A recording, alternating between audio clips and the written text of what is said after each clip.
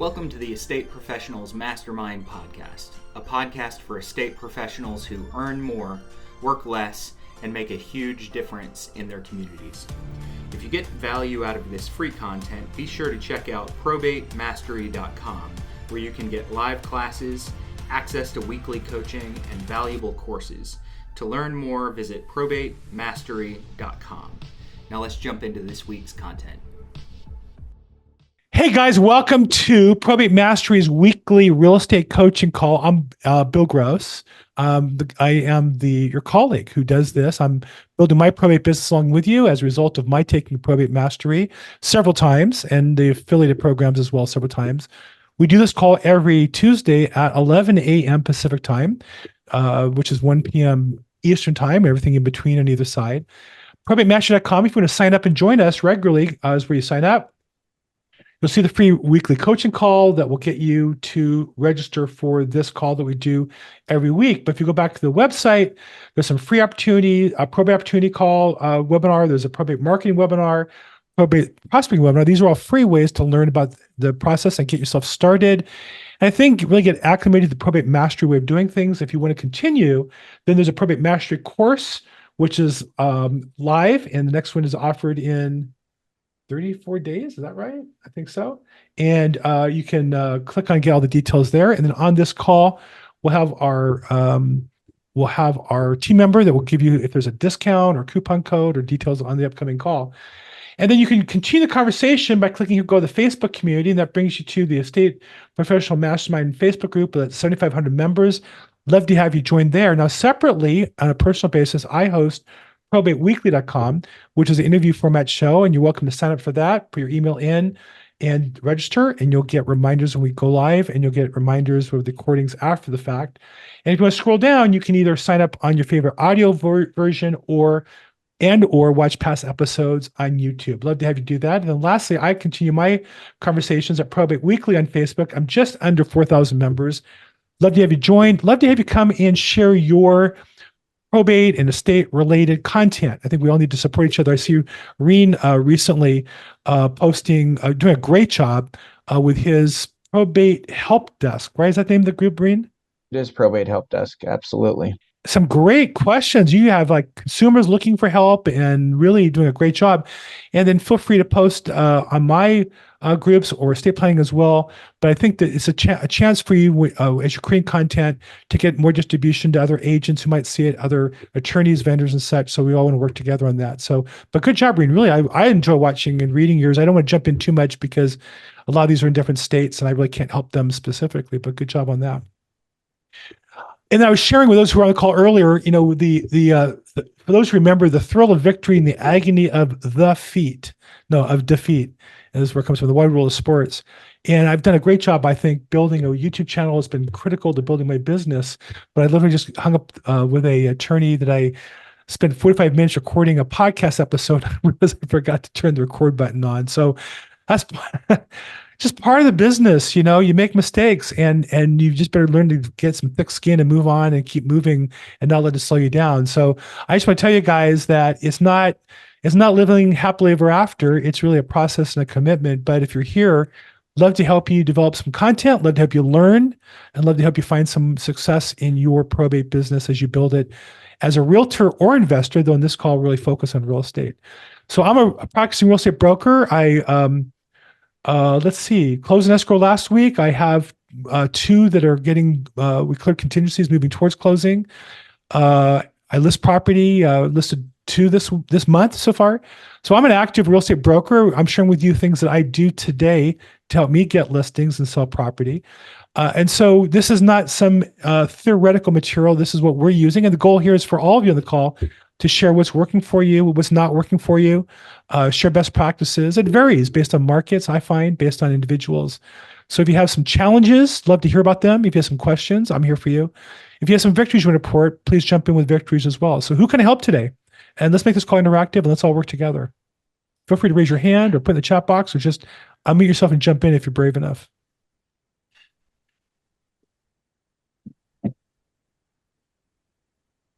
Anybody? Bueller? So, Bill, this is Maggie. Hey, Maggie. I'm driving, so you won't be able to see my face.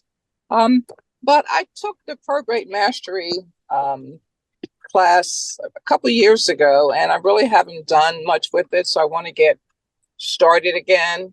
And I don't know, should I take that again? Should I just get into a lead program? What's your recommendation to get me started again? Well, I think there's two questions there. One is, there's the mindset and the motivation that precedes any change. Mm-hmm. Part of the value of the Probate Mastermind program is the Probate Mastery program is to get you excited about the opportunity in front of you and to talk to other people who are in the same place you are and to take action and to get started. And so if taking the class again is in your budget, you may want to check, because there are people who when they bought it, got the rights to watch again on a recorded basis. So the content now has been updated and there's a new version you might want to retake in. So that depends on your budget and such. So I can't really answer it for you, but I still don't think it would hurt both to refreshen the content as well as the mindset part of it. And then the second part is, well, how do you want to attack the marketplace? And I always tell people, and I know this is not selling leads. I don't sell leads, neither does Probate Mastery. It doesn't sell postcards. We're not selling either one of those. I'm going to sell you on the American dream. I'm going to sell you on, if you work hard, you get rewards. And so I always tell people, start with your database. Make sure it's up to date. Make sure you have everything in line where you can email out to people who already know, like, and trust you. And then as you learn something in probate, create some content related to that you can then share with those people as a starting point. And then if in addition to that, you want to buy data and cold call, or buy data and mail out postcards, or do other marketing, all that can be great. But I believe the place you have to start is with people you already know, like, and trust, and already know, like, and trust you. And if you miss them, you're going to make your job a lot harder in the long run. I think that was such good advice that I lost. Woo. Okay. Well, there you go. But again, that's the answer I would say to anybody, which is start with the free content, start with your database, and then reinvest. And then from the reinvesting, I think, can be data, can be mailing, can be phone calling, things like that. Well, hi, Bill. My name is Marcos. Quick question. I just joined the All the Leads program. Been in real estate for about 15 years. We're adding this as a new lead source. So I've been I got the certification for probate, got the website going. What would you recommend as a good starting point? Well, so I think that, again, to answer your question, you've been in business a while. You've been in business for 15 years? Yeah, and I actually worked with Neil Schwartz. I think I met you there, but it was right before I went to work with him, right when you left. So I was going to the call blitzes, and then you left right after that, and then I moved over there. That's a bad name for my past. I think that it's interesting because that was about 10 years ago when I think cold calling was more of an opportunity than it is today. With less landlines, people are more sensitive to do not disturb. The laws have been more difficult. And so we used to do cold calling quite a bit. I always tell people, if you've been in business already, if you're an established agent, you're making a living, you want to do more. Again, this is going to be repetitive. So I don't know. I hope they cut this and edit this into small pieces so it's not all an hour long of me repeating myself. But I would always start with the people that you know. And if you just took all the leads, you've learned in that training class, you learned about probate and avoiding probate and other vendors where you can get content. I just hosted on my YouTube channel a couple of different vendors, maxsold.com, fairsplit.com, that they post content you can repost. Executorium is a great resource for free that you can register yourself on and register your vendors on. It has great content you can repurpose. And so I would say start with the people you know, like, and trust. There's somebody at your company that literally, I'm a fiduciary on a couple accounts where I'm the administrator on a couple of probate estates. And so I now get the same mail that you guys mail out to customers. I get the same phone calls and texts that you mail out to customers. And, frankly, I just find a lot of it lacking. I know they pay companies to generate those mailers and emails and texts, and I just find them not effective. I find them, I don't think customers would appreciate getting them for the most part. Now, somebody on this call may feel free to disagree with me. I mean, if you buy the data and you cold call and get results, feel free to raise your hand and talk about it. I'm not the know all be all. I do know all and be all of what I know, and I'll share that with you openly.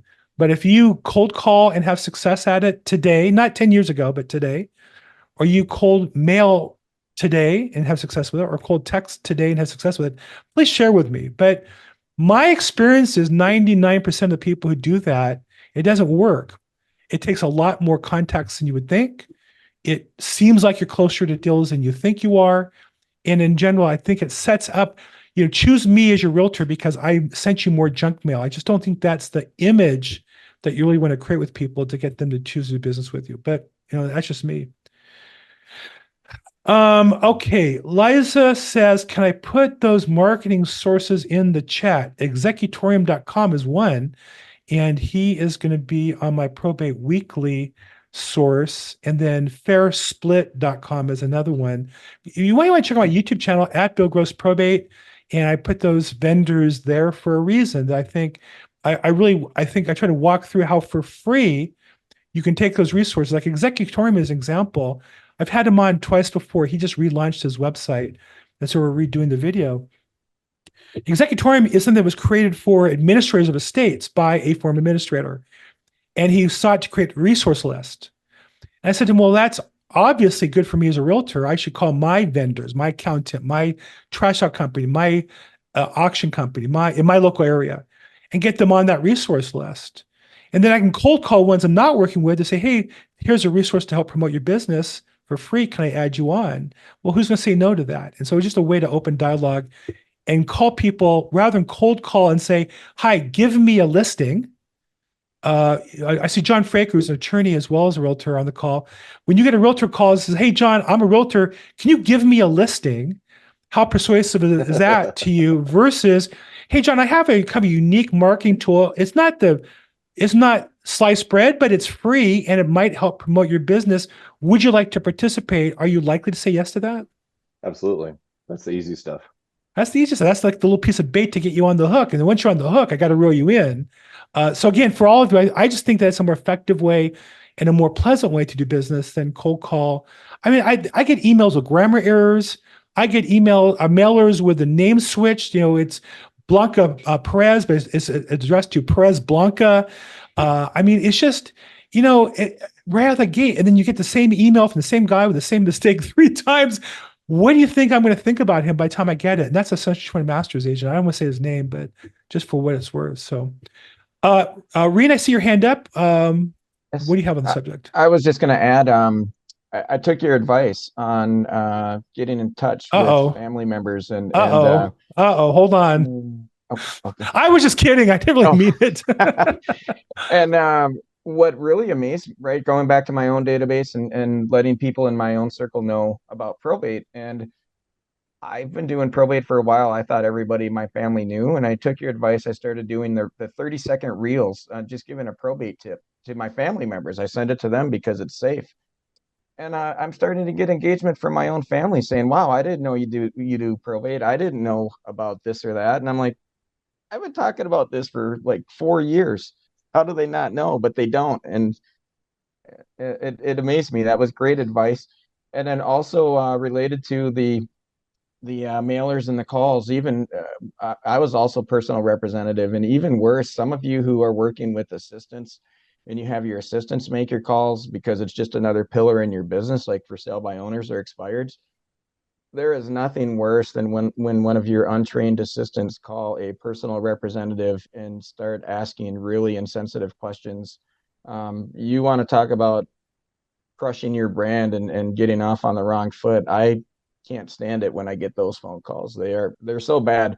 And if you're working with an assistant and you're having them do probate calls, put your own number on the list and just see how they conduct one of those calls. You would be amazed. Receiving those phone calls. And now I will engage in the call more because I just find it interesting being in the business of helping realtors some of you who use these VAs, I'll continue the conversation just because I'm interested to see how bad they are or how good they are. And it's disturbing. It's not good at all. I think you're right on. And then to your point about telling your family, it's so, don't ever ask your wife or spouse or your kids about your social media. My wife was so impressed. We have a friend who she's so impressed. She has a YouTube channel. Do you know she has 500 subscribers? I said, honey, do you know I have like 3,700? No, really? Yeah, I have like 5 times what she has, 7 times what she has. No way, really? What do you think I do all day? So, that your family doesn't know what you do. We all think they do. They're all busy. They don't really care. They don't know what probate is. Oh, Dad, that's great. Good luck with that. Like, they don't know. And then their friend passes away and they go, oh yeah, I saw your father's YouTube on the probate. What? My dad does that? I didn't know that. So 100%. That's just too funny, man. It's just classic. You're doing a great job, man. I like what you're doing. The only thing I would say, I love the production value. Just don't let that slow you down, right? As long as you do that stuff quickly. When I say production value, if you see Reen's YouTube channel, and feel free to post it in the chat box here, we should all see it. He has like his name with his contact info, very nicely done.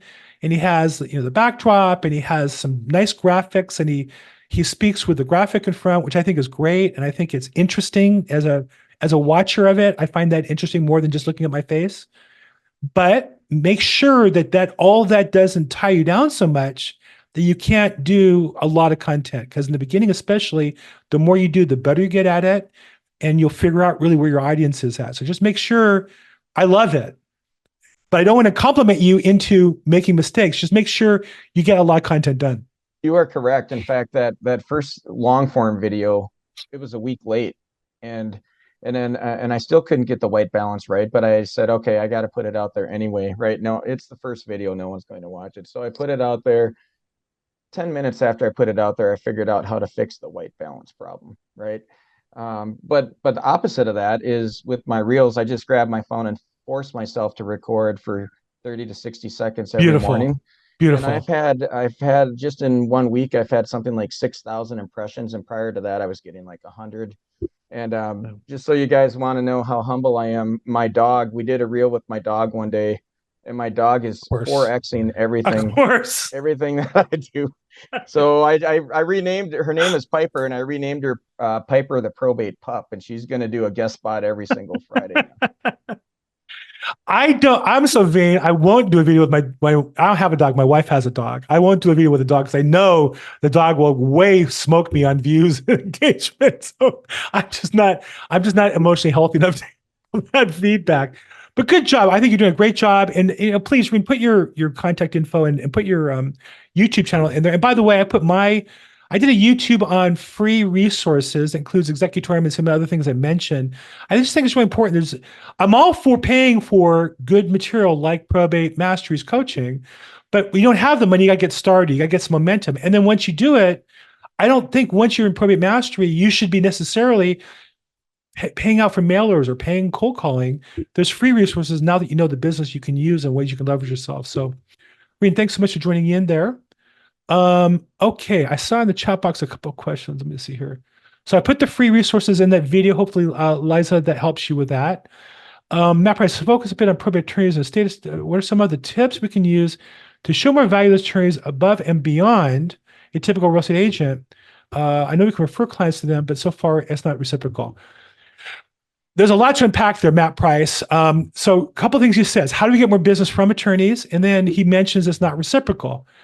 And it's not going to be. I think that first off, we have to be careful when we refer somebody a lead that we may back only a lead. The lead we send them might become a contract lead coming back to us might not convert. So we're treating a lead for a lead, not business for business. But more than that, attorneys may not be as good at selling referrals as you are. That's one of the challenges of dealing with people who are more technical than they are sales oriented.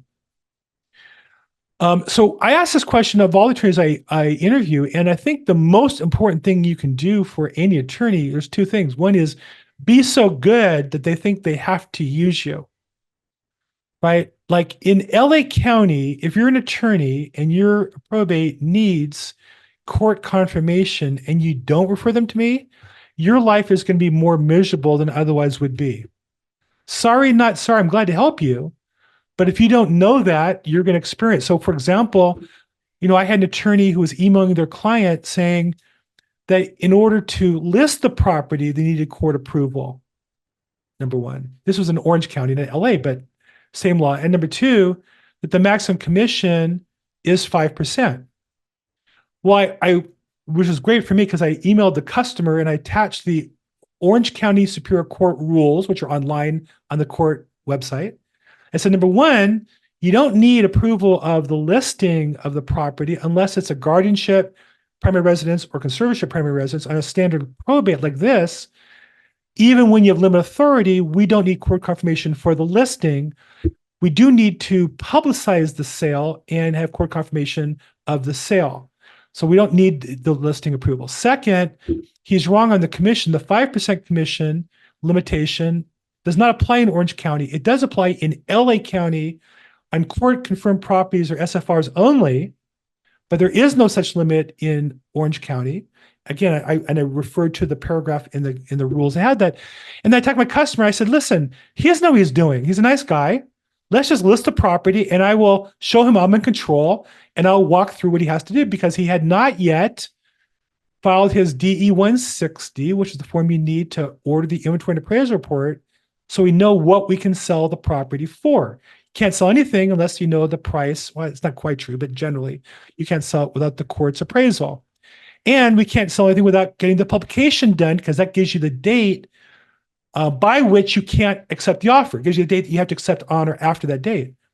So I said, let me handle that. And I emailed him and I said, we need to do these two things. Can I help you with them? And the attorney's whole attitude turned around. All of a sudden he got, it's kind of like being on a horse.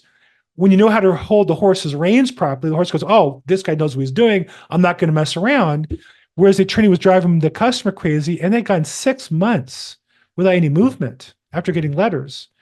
All of a sudden, we're filing the DE 160, we're getting the publication done, and we're moving forward. And we have the listing. So a lot of that is, so first answer your question, Matt, is know the process procedures so that you're not subservient to the attorney or going to be run around by the nose by the attorney. I'm not saying you're going to be their equal because they have certain superpowers because they're attorneys that we don't as realtors. But within the area that we operate, we should be as strong or better than them to demonstrate our ability, number one. Number two, I would say that create value for the attorneys. So for me, I interview them, put them on my YouTube channel, publicize them to you guys, refer them leads, refer traffic to their estate planning seminars or webinars. So I'm constantly trying to promote them and then send referrals. And as a result, some of them send me business and most don't, Matt, and it's not reciprocal. It's just kind of like life. Most people are takers, not givers. Don't let it bother you. Just find the givers and make a living off of those people. Does that help a little bit, Matt? Okay. Okay, what kind of content do you put on your reels, Emily asked. So ask that to Reen. I did shorts, and my shorts I did some shorts on probate. They really didn't get the kind of feedback I want. So I just do it on the weather or something stupid once in a while. I did them every day for a while, and I've stopped doing them. Reen did some probate shorts. You might want to check his channel. They're all in there.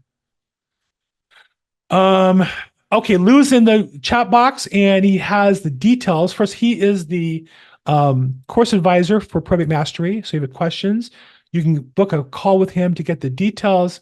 And a hint, you might want to ask him for a coupon code. I'm just saying, I'm not promising anything. I'm just saying you might want to ask him for it. Edwin says, I just started calling probate leads. Is there a specific script you use? So Edwin, I don't train on cold calling probates. So I don't really feel comfortable answering that question. On Probate Mastery is probate prospecting. There's a 20-minute mini course. I'll put the link in the chat box for the mini course right now. And I would recommend you take that. And then I do know that from time to time, Bruce Hill, the owner, proprietor of Probate Mastery, does classes on cold calling probate leads. I don't do it, so I don't want to train it because I don't want to share with something that I don't do and don't do at a high level, just personally. Rain put his YouTube channel in the chat box. Thank you so much. Jody says, what's the process to gain information for your area? Was it meeting with different attorneys or research the outline online for your county? Yes and yes. I met with attorneys. I would go out to lunch or breakfast or coffee. Attorneys are very open to if you ask them to go out to lunch or coffee. It's kind of an attorney thing. I don't know, they teach them that in law school or what it is about of all professions in the world. But it just seems to me almost any attorney, if you call them and sound right, invite them to lunch or for coffee, almost all of them say yes. I don't know if that's part of the bar association to get your license or how that works. But I also I joined the bar association. Now, not in all counties, but in my areas, have affiliate memberships. And so if you join as an affiliate, there's different educational opportunities. There's webinars, there's videos. In LA County, there's a chat box that's really active where people ask questions all the time and answer them, and you learn that way. And so that's one of the things I do. And then online, most counties have, and most states have a lot of resources for free. If you go to executorium.com, and on there they have online government resources, and then we'll scroll you down to your state and your county. That's one way you can get access to the information in your area. Okay, broker Ernie says, I'm new to probate. How do you get your team members paid for work on a listing before the PR approval? I can't always advance, and small business like clean and hauling can't afford to wait for escrow to close. Wow. Well, broker Ernie, I'll share with a couple things I do. Number one, I have a credit card to use just for advancing money on probate, and a PayPal account I use just for invoicing on probate, number one. So I can afford to do that. One of the privileges of being successful. I don't use cash, I use a credit card. Why? It's just easy to keep track of. Probably I should use cash because it does carry interest. I eat the interest. It's never that much money, and that's just kind of part of doing business as I see it, but you don't have to do it that way. Obviously, you can advance it out of cash. Second, most businesses, I do get them to pay for it or bill it. And I had a hazmat billing for like $12,000 for about 3 or 4 months. I just feel like if they're in business, that's something that they need to handle. As long as you tell them up front and you're honest about the timing it's going to take, I think that's important. There are options for advancing funds that you can advance funds, and there's 2 types of advances. There's advances to an administrator or executor of an estate in their capacity as administrator or executor. Those are loans to the estate or loans to the administrator executor. And they're typically going to be like 12% interest on an annual basis, 1% per month. And that will be to a company that will evaluate the estate, make sure that they feel they're getting paid back. And then separate to that, there are advances to heirs, much more expensive, usually in the area of 20 to 30 to 40% of the eventual beneficial interest. So somebody might want $10,000, they're going to get $300,000 5 years from now or a year from now, but they need $10,000 now, and they'll pay back, say, $13,000 or $14,000. That would be a probate advance. So again, either advance it yourself, get the vendor to carry that as long as you explain to them up front. There's loans to administrators and executors. There's a company called Scrivener.com I've had on my YouTube channel, SCRIVNR.com, not the E, Scrivener.com. And there's probate advances, and I do probate advances myself. You're welcome to reach out to me if you have a particular case, and I'd be glad to talk to you about that. There's other companies that do that as well. Joyce says, thank you. You're welcome. Rain has to drop off. Okay, bye, Rain. Marcos, but if you don't call probate leads, how do you prospect for probate listings? Marcos, I every single day spend 3 to 4 hours doing business lead generation, primarily through referral sources, attorneys and vendors, and realtors around the country. So I do video, I do social media, I call and talk to referral sources. I do talk to people, but I don't call an attorney, ask for referrals. I call them and offer to interview them and offer them various ways to promote their business. And then enough of them call me with leads that I'm pretty busy. So it took me a while to build that, but I really never cold called anybody and asked them for a lead. Would be a probate personal representative or a probate attorney. Let's see. The Francis Wells group, the whole group at one time says to me, how do I cold call on probates and get business? Boy, a lot of questions on cold calling today, huh? Well, again, I just refer back to the Probate Mastery website. There is a prospecting training class that, and Bruce does that. I don't train on that because I don't do it.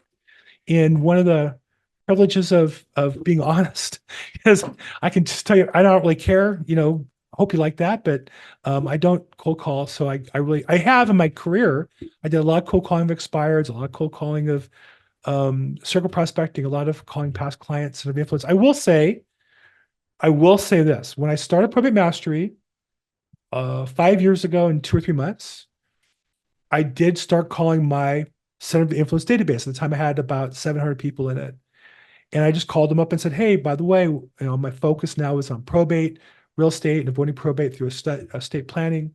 And if you have any questions in the area, I'd be glad to help you." And I didn't get any probate leads from it, but by the time I got to the D's, I got a couple listings, and I've never continued that process. So I haven't done any cold calling or even calling on my past client database, other than I do when I come across attorneys, and oftentimes referred by other people. People say to me, "Hey, I know an attorney in LA. I think he'd be good for you," or whatever. And I'll call the guy up and I'll offer to interview him.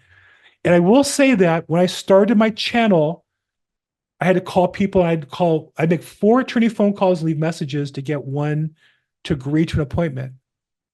And even then it was, they'd call me back. They'd want to talk. Nowadays, I make a phone call and send an email with a link to my Calendly, and virtually everyone not only will sign up on Calendly to book time with me, but maybe will call me because they're anxious to talk to me. They want to make sure I book them. And I'm not saying that to brag. I'm just saying that once you've turned a corner, the business gets a lot easier. They're now chasing me for the value of my audience rather than me having to chase them. It didn't start that way, and it was years of hard work to get there, but it was worth it. And so today I have a business where people call me back more often than the other way around. What I was saying is that I do actually make cold calls, and I get business from cold calling. I guess where I'm kind of stuck is on the follow-up process, on the drip campaigns. So I did sign up for Probate Mastery, and I guess I haven't found, and I don't know where to look for follow-up campaigns. So I know there's a lot of marketing material, like very fancy sales funnels, where somebody clicks on this and they get this email, or they click on this and they get 2 texts and an email and a phone call scheduled. And personally, I hate that stuff. I don't like getting it. I don't think it's authentic. I don't want to be associated with it. Yeah. So what I've decided to do is I put everybody in the same pot called if you love Bill Gross, you're going to hear from Bill Gross about real estate pot. If you don't, feel free to unsubscribe. I don't really care.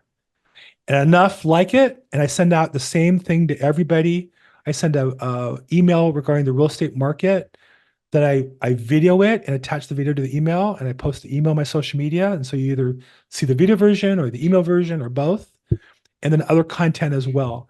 And I don't specifically follow up. And frankly, if you call me about a lead, unless there's something to call you about, I'm not going to call you back to doing lead follow-up. I think that, I grew up in real estate and I'm really big on the fundamentals, but I think business has changed. I don't think anybody likes being a lead that gets followed up on. I think we all enjoy being customers who get good service. And so I spend my time helping those who need my service. For example, if a lead calls me and they've already filed probate, I'll look online and see when the next milestone is and call them appropriate for that milestone. So for example, if they filed and they have an appointment hearing, let's say June 26th, I'll go in and look online and check the notes beforehand to give them an update, or I'll call them the day after. "Hey, I see you got approved," or "I see you got denied," or "I see you got continued." So that's not, to me, follow-up. That's continuing to service the customer who has not even signed a contract with me yet. I do a lot of that. But I don't just call and say, "Hey, Francis, we talked 3 months ago. Are you ready to list your house yet?" I just find that if they were, they'd call you. That's me. Now, again, there's more than one way to skin a cat, and feel free to take someone else's training program. I'm sharing with you what I do. I'm not going to lie to you and say I do a lot of follow-up, because I just don't, and I don't like it. And I much rather have people, and I have people who I don't want to follow up with who call me back a year later and they're ready to business. That's the other thing. The oddest thing, and again, I know John's not called, he's an attorney. But some of you don't understand that there are customers who just aren't ready to do anything for a year for whatever reason. And it's not grief. We think, oh, they're grief stricken. They can't sell the house because mom died. No, they're just busy. Like, people are busy. They have kids. They have little league. They have taxes to pay. Who knows what? They're sick. They got a girlfriend, boyfriend. They're busy. And then the oddest thing, they call you like a year later. Hey, Bill, remember I talked to you about a year ago? Yeah, I remember. I've been waiting for every day. I've been thinking about you. No, I don't remember anything. Well, we're ready to move forward on it. Now, I could have called, if I was following Mike Ferry's system, I would have called him every 90 days forever.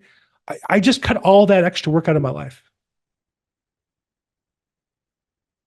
Okay, there you go. It's not that I work hard. I don't want to come across like that. Gee, Bill, you're lazy. No, I don't. I think if you were here, like I was today before 8 o'clock, you saw my work day, you wouldn't say I was lazy. You would say, I want to work with, here's the other thing, Francis, I want to work with people who want to work with me. And if you don't want to work with me, I'm okay with that. I really don't care. I really don't care. That's a you problem. That's not a me problem. If you tell me you're not good enough to work with me, fine. I'll hear that loud and clear. That makes sense? I just think as realtors, we need to be better so we feel better about ourselves, so we can say to people, hey, I'd love to help you, but you need to get yourself into action here. Okay? Makes sense. Yes, thank you. Don't me take it on you, Francis. I don't know. I'm on a soapbox. No, you're good. You're good. You're good. Thank you. Okay. Maggie says, I like cold calling. I'll work diligently to update and enhance my database and work the database. Very helpful to get great business and focus and moving forward. Yes, I think, Maggie, the way I would look at it is you can help the people you already know, like, and trust. Help them. There's probably enough of them to keep you busy rather than worrying about cold calling people who don't like, trust, or ever going to like or trust you, for whatever reasons. Okay, we're 40 minutes in. Let me just real quick do some housekeeping because I'm supposed to supposed to be a professional host here. Probate Mastery. That's our call. We do this every Tuesday at 11 a.m. Pacific time, 1 p.m. Eastern time. We live stream this. It goes on YouTube and such. This is the website, ProbateMastery.com, and there's some free material that I would urge anybody who's new to this, make sure you hit the probate opportunity. It's only 12 minutes long. Probate marketing, kind of an overview, and then 20 minutes on prospecting. And then if you want to know about the course, there's a YouTube video, or you can just come down here and sign up for the course. And it's done as a live group method, which I think is great. There's also an on-demand version I think you can purchase. And then if you want to join, and then the free weekly coaching is the call that we're on right now. Just sign up there, click the button, and that will bring you to a sign-up page. And you'll get reminders and invited. They really do a nice email on the invitation, I think. And then if you want to continue the conversation, go to, on the top, you'll see the Facebook community. And that's the Estate Planning Mastermind group. There's Bruce's picture. And you can post questions, comments, questions about the program, probate in general, referrals, realtors out of state, attorneys out of state, looking for ideas on affordable, tangible gifts. There you go. So let's work together on that. And then separately, I host probateweekly.com, which is an interview format. Sign up there for free. And then if you scroll down, you can sign up on your favorite audio version instead, or see past episodes on YouTube. And then my Facebook group is Probate Weekly in Facebook. And I have just under 4,000 members. I'd love to have you guys all sign up and help me get over 4,000. I've been hanging on to 3,900 for quite a while. Okay, questions, comments, problems, victories, losses. Anybody? No?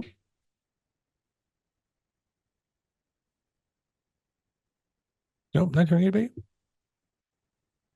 I will say one of the opportunities of probate that I've learned is it gave me the opportunity, something I had wanted to do, to move from just being a residential agent into commercial. Gave me the opportunity to do that. And I'll just, reflecting back on that over the last 3-4 years, fascinating story. One of my best friends, teachers in a class from 25 years ago, his daughter was my daughter's first babysitter. Like, we were that close as a family.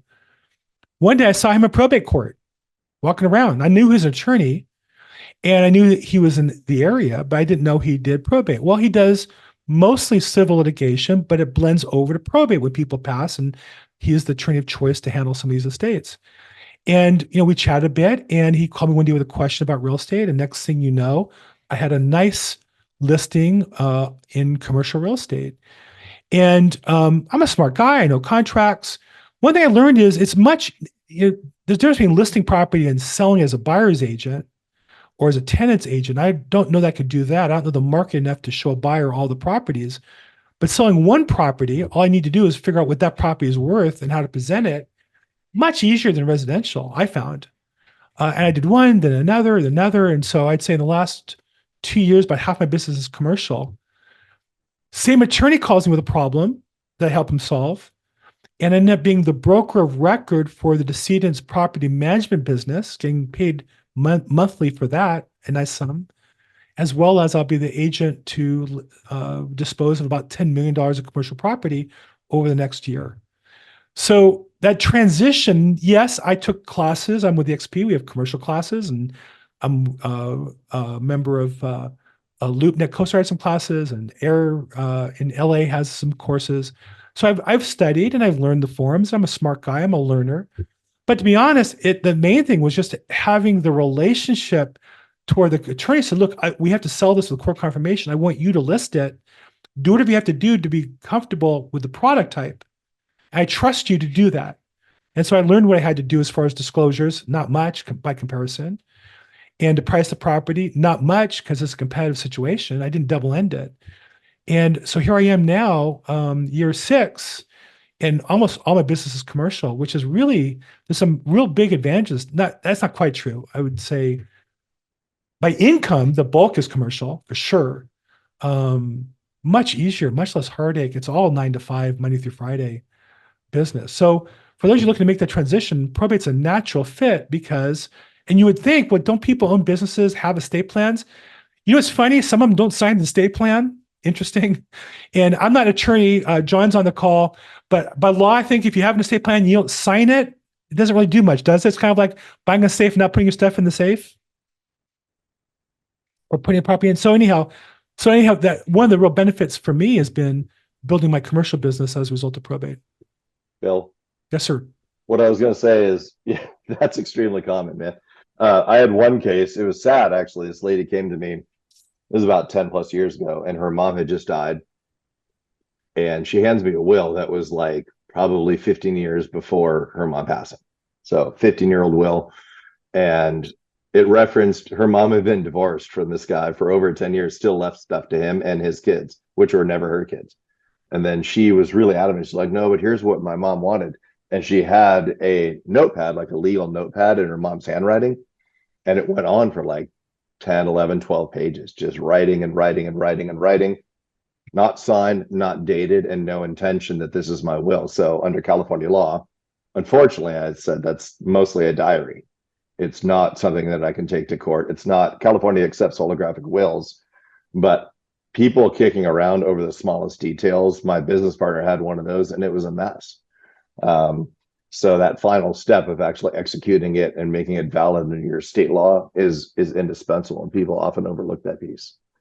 And not that you're giving us legal advice, but if I just said in general, if that person had taken that notepad, the decedent, when they're alive, if they'd taken the notepad and taken it to the world's best estate planning attorney and had the whole thing typed out and prepared and done and laid out, and the notebook full with all exactly what she wanted down to the T, and hand to her, but she never signed it.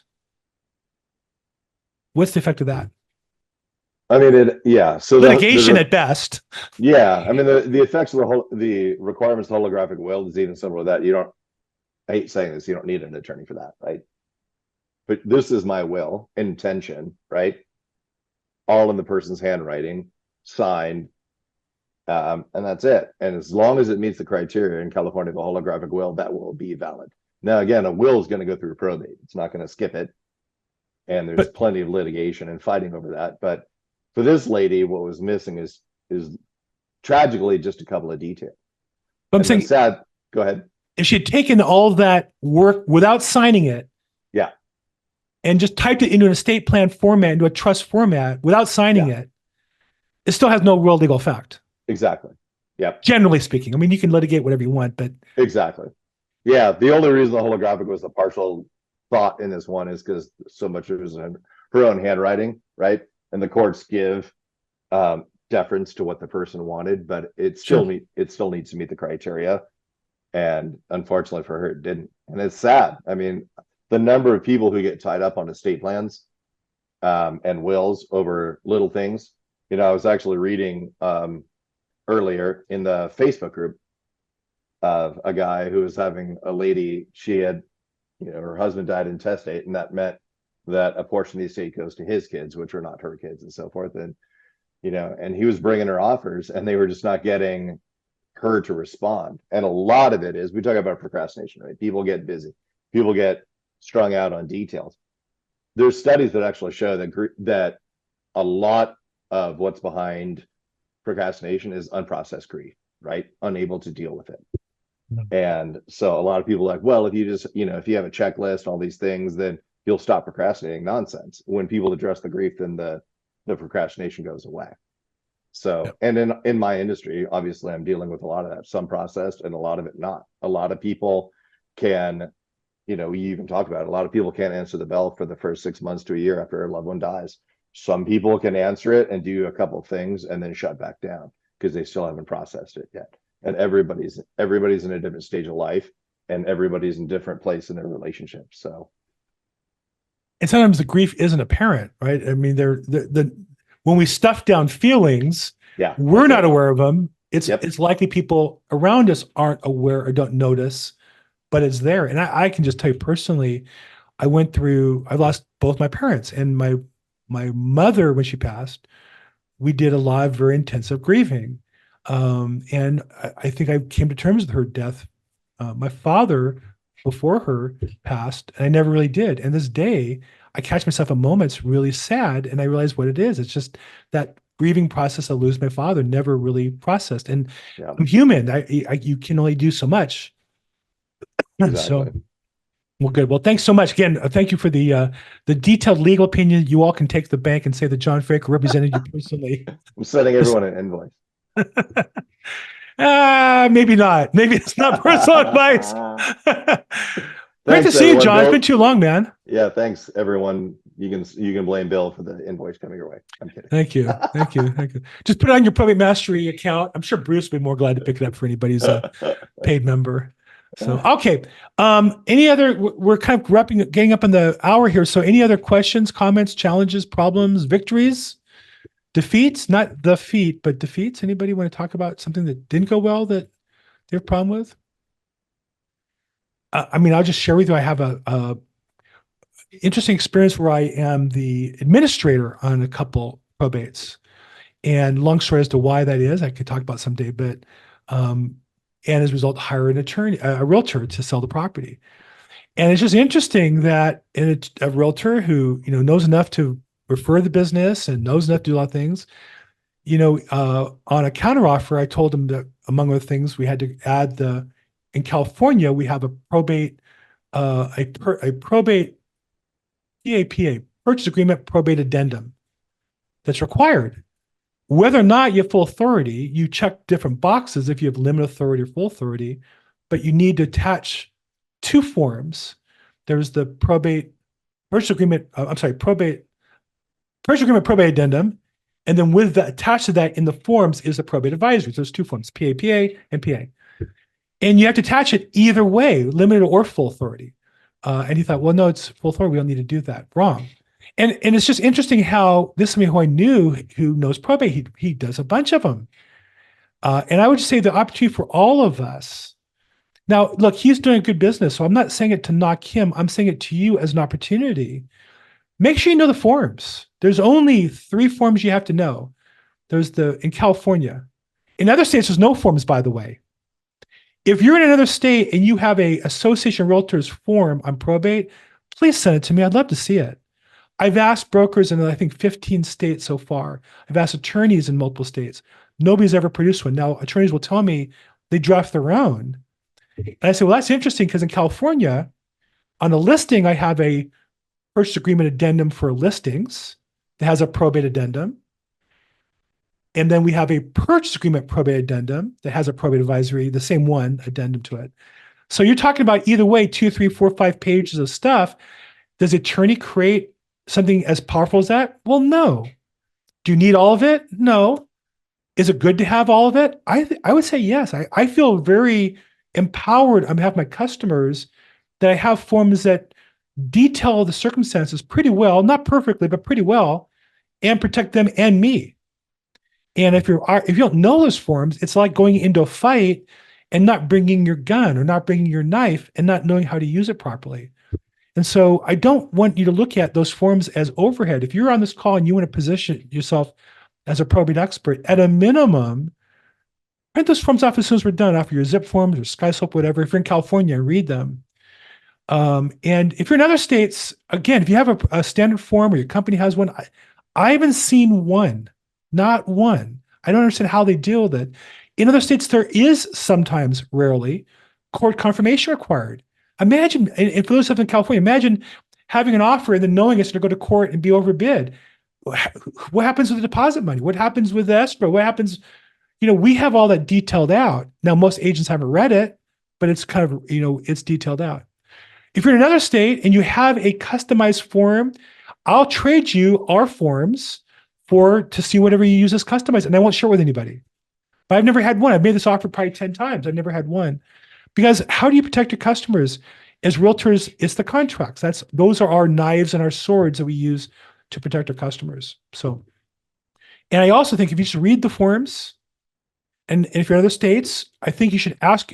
If you're in another state, I believe, and you want business from an attorney, one great question would be, I'm curious, when you have a customer selling a property in probate, do you have a particular contract addendum you prepare, or how do you protect your customer in case the court rejects the sale for some reason, or somebody objects, or whatever could happen? I think that's a great question to ask, not from I'm stumping the attorney. I think it's a great question to learn what the answer is. And if you ask, my guess is 10 attorneys, after a few, you'll realize the answer, and then you become the answer rather than just asking it. But I would ask every attorney I talk to, how do you protect your customer? Or how do you want me to protect our customer in writing when we get into purchase contract? I think that would be really valuable discussion to have. I ask the question all the time, and I'm just surprised at the lack of depth. But if you're selling a property, you have to have something, or nothing is your something, just FYI. Okay, I'll get my soapbox. Matt says North Carolina does not have an official form, but I do have one for my auction company. Okay, Matt, I'd love to trade you California's RPA, RLA, and PA form for your auction, and I won't share with anybody, just between me and you. I'd love to see what you do. And I also think it would be a benefit to you to see, if you have a form for your auction company, see what we have, because I do think what we have might be of interest to you and might better protect you and or your customers. I'm just saying. For those of us who want to be experts. Okay, I don't see any other questions I haven't got to yet in the chat box. If I did, continue the conversation at the Estate Planning Mastermind group in Facebook, or reach out to me personally, or go to my Facebook group, Probate Weekly. I'd love to continue the conversation there. We do this call every Tuesday at 11 a.m. Pacific time, 1 p.m. Eastern time. We also record this and put it onto YouTube. I'm at Bill Gross Probate. Thanks to those who participated today. John Fricker, always great to see you. Matt Price, always great to see you. I'm sure I left out a couple of people along the way that helped out today, but thank you for those who participated. You make more money when you participate and help other people. So let's continue to do that. Have a great week, everybody, and we'll talk soon. Bye-bye.